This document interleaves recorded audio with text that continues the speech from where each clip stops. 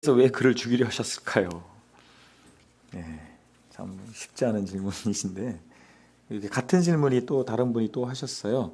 그 같은 동일한 구절에서 이 사건의 의미 어떻게 이해해야 할까요? 모세를 죽이려 하신 것과 할례 피난편의 의미에 대해서 질문을 하셨는데 모세가 애굽에서 왕자의 삶을 살았잖아요. 그래서 이 할례는 유대인만의 독특한 의례입니다. 창세기 17장 10절에 할례 명령하시잖아요. 하나님께서. 그것이 선민의 표직이었어요. 표직. 그렇게 되면 한국 사람들은 거의 선민입니다. 거의 한국 사람들은 할례를 거의 다 받더라고요. 세계적 추세는 아닙니다만.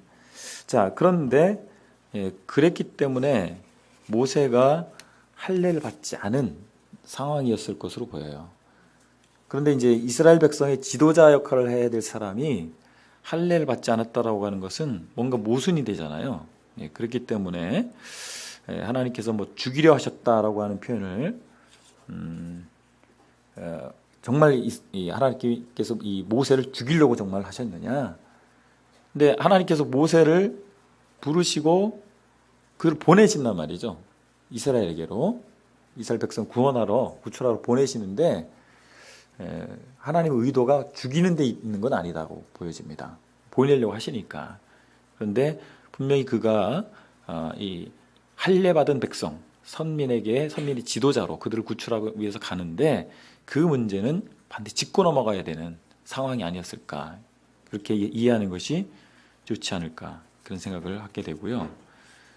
할례 이 피난편 여기 같은 경우에 이런 십보라가 아주 지치게 그런 행위를 하게 되면서 그 문제를 하나님께서 요구하시는 문제를 그렇게 적절하게 해결하고자 하지 않았을까. 그래서 피난편이라고 하는 것이 그렇게 연관돼서 표피를 베서 이제 피를 흘리게 됐고 그렇게 해서 그 할례 문제를 해결한 이런 의미로서 얘기하지 않았을까. 뭐 짧은 시간에 정확하게 다른 어떤 자료들 검토할 시간 없었기 때문에 그렇게 이해를 합니다만 더 좋은 답변을 갖고 계신 분이 있으면 또 시간이 말씀해 주셔도 좋을 것 같습니다. 저로서는 이 정도까지만 이해가 가능할 것 같고요. 그리고 또 다른 질문인데요. 하나님께서 이스라엘 백성을 진멸하시겠다고 말씀하시고 결과적으로는 진멸하지 않으셨는데요. 하나님께서 뜻하셨던 바를 모세를 통해 돌이키신 것인지 그게 아니면 그만큼 하나님께서 화나신 것을 극단적으로 표현하신 것인지 형제님의 생각이 궁금합니다. 참 어렵죠. 이게 이제 뭐 그런 측면도 있는 것 같아요. 바로가 하나님께서 바로의 말 강팍해 하셨다. 뭐 그런 표현도 있잖아요.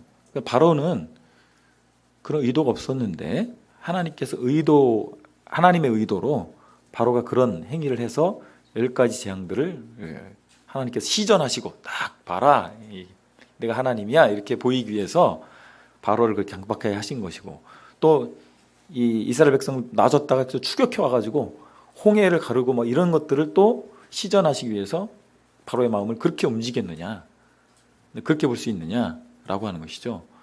뿐만 아니라 가룟 유다의 마음 가운데 그런 마음이 생기게 된 것은 하나님 허락하지 않으면 안 생길 수 있는 건 아니냐. 유다는 희생양 아니냐.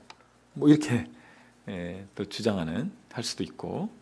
그래서 이게 쉽지 않은 문제라고 생각이 돼요. 쉽지 않은 문제인데 하나님께서 결정하신 선택하신 이런 것들이 어떤 인간의 반응과 상관없이 이루어질 수 있는 것이냐 아니면 인간의 반응과 상호 관계적으로 이루어지는 것이냐 이런 것과 관련된 문제라고 생각하거든요.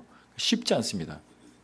그래서 칼빈주의, 알미니인주의 이거잖아요. 쉽지 않아요. 이거다라고 딱 명확하게 얘기하기가 쉽지 않습니다. 그런데 오늘 보니까 여기는 거의 다 칼빈주의신 것 같아요. 신학적으로 얘기한다면. 근데 아까도 그런 말씀을 드렸잖아요. 우리가 단언한다라고 하는 것이 조심스러워야 된다는 거죠. 이건 이거예요 라고 말하는 거 조심스럽고 그럴 수 있지 않을까 이렇게 추정은 가능하다고 생각이 됩니다. 그런데 일반적으로 좀 보수적인, 그러니까 보수의 의미를 말씀드렸죠. 성경을 중심적으로 그리고 하나님의 주권을 강조하는 쪽이 좀 보수예요. 예, 하나님의 주권과 이쪽 은혜를 강조하는 입장이 이제 보수예요. 사람의 어떤 선택이나 의지, 능력 이것들을 좀 낮게 보고 하나님 쪽을 강하게 보는 이쪽이 이제 보수적인 입장인데 저도 좀 그런 입장이거든요. 그러다 보니까 하나님께서 진멸하시겠다고 말씀하시고 결과적으로는 진멸하지 않은 것이 그분의 생각을 바꾼 것이냐. 글쎄요. 하나님께서 이스라엘 백성을 선택하셨잖아요. 그죠? 그들이 뛰어났기 때문에 선택하신 것은 아니라고 봅니다. 오히려 약했기 때문에 선택을 하셨고 그리고 그들을 선택하셔서 당신의 목적을 이루어가는 과정 가운데서 인격이시잖아요. 하나님께서. 인격은 로봇이나 어떤 시스템 프로그래밍대로 따따따딱 움직이는 게 아니라 감정이 있고 이런 존재라고 하는 거예요. 그죠? 이성과 감정과 의지가 있는 존재잖아요. 그런데 그 인격이신 하나님께서 다루시는 대상도 인격이에요. 인격체죠. 인간도. 그래서 하나님의 분명한 목적과 계획은 갖고 계시지만 인격 대 인격의 관계에서 이루어지는 그런 뭡니까요? 상호작용은 있을 수밖에 없다라고 저는 그렇게 생각합니다. 이해합니다.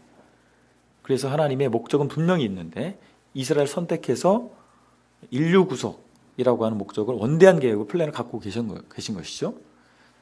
그랬을 때 거기서 오는 여러 가지 그런 인격 대 인격 간의 관계 간의 상호작용이라고 하는 것은 있을 수가 있지 않을까. 그런 거기까지만 이해하면 되지 않을까. 그 이상으로 이거다 저거다 말하기는 쉽지 않겠다는 생각이 듭니다. 교묘하게 빠져나가는 건 아니고요. 그렇게 모르는 건 모르는 거니까. 그 다음에 질문. 출애굽 이스라엘 백성들은 가나안에 들어가지 못하고 광야길에서 죽게 됩니다. 이들은 천국에 들어갔을까요? 가봐야 할 것 같은데요. 그러니까 이제 이거예요. 그러니까 점진적 계시 말씀을 드렸잖아요.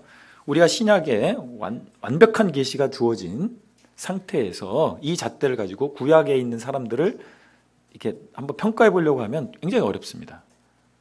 그 시대에 그 덜 계시가 주어진 상황. 근데 이것도 그거예요. 구약 백성들이 구약에 구원받는 사람들이 우리가 믿는 것처럼 예수 그리스도를 그렇게 믿고 구원받았느냐? 여기에 대한 이견이 있잖아요.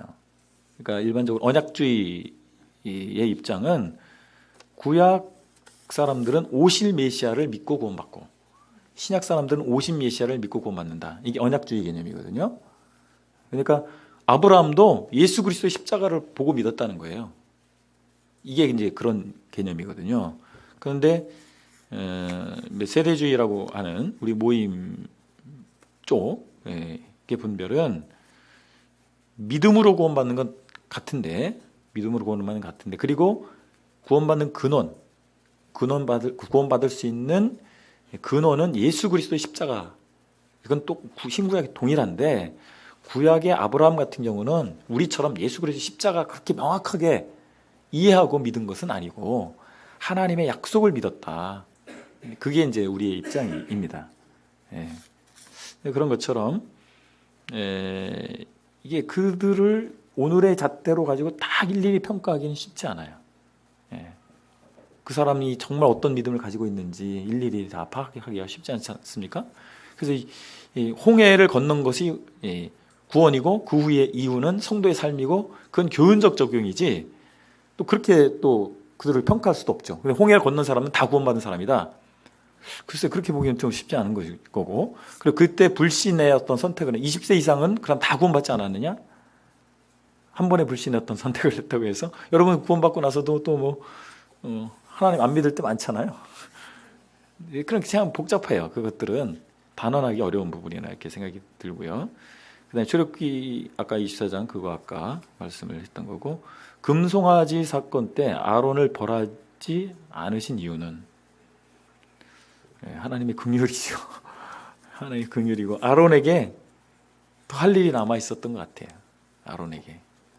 저도 이렇게 돌이켜 보면 참 하나님 앞에 큰 징계를 받아야 될 그런 일들도 없진 않았단 말이죠. 근데 하나님께서 긍휼히 여기셔서 지금껏 이렇게 주님 섬기게 하시는 게 그래도 할 일이 있어서 그러지 않나 이렇게 생각도 듭니다. 아론이 글쎄요 벌받아 마땅하긴 하죠. 근데 그렇게 벌을 안 주셨던 걸 보면 뭔가 이렇게 아론의 긍휼을 베푸시고 그렇게 은혜를 주시지 않았나 생각이 듭니다. 마지막 질문인데요. 시편 136편 15절 제가 자세히 읽어드릴게요.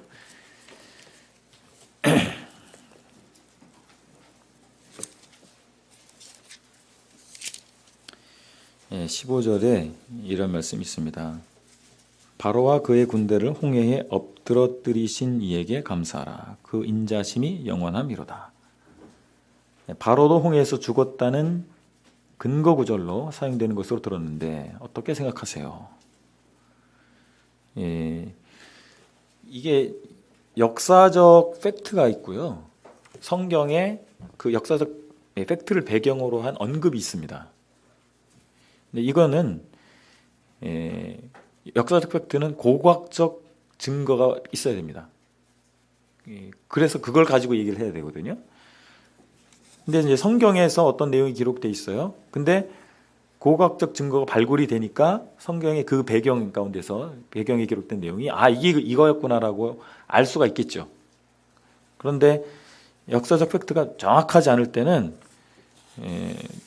좀 조심할 필요가 있습니다. 이것이 이거다라고 말하는 것을 조심할 필요가 있어요. 근데 제가 아직 여기까지는 잘 모르겠어요. 이 바로가 그때 같이 빠져 죽었는지 그렇지 않은지에 대한 역사적 팩트를 저희가 잘 모르겠고, 다만 이 성경에서는 성경 그냥 문자적으로 보면 홍해에 엎드러졌다. 이건 분명하죠. 근데 이것이 바로의 어떤 그런 이스라엘을 추격하고자 하는 그 모든 어떤 시도와 이런 것들이 괴멸된 것으로 이해해야 되는지, 아니면 바로도 함께 죽은 것으로, 병사들이 많이 죽은 것은 확실하죠. 함께 죽은 것으로 이해해야 될지는 잘 모르겠습니다. 이건 역사적 팩트가 뭔지를 정확하게 알면 이게 그거구나라고 확실할 텐데, 거기에 대한 뭐 어떻게 정보 갖고 계신 분 혹시 없으세요? 잘 모르겠어요. 이거는 죄송합니다. 제가 이렇게 잘 모르는 게 너무 많아가지고 답변을 이렇게 정확하게 못 드려서 죄송하고요. 저도 공부를 더 많이 해야 되고, 이번에 준비하면서도 제가 참 공부를 많이 해야 되겠다 이런 생각을 했습니다. 그래서 나중에 다시 만날 기회가 있으면 더 많이 공부해서 만나도록 하겠습니다. 감사합니다.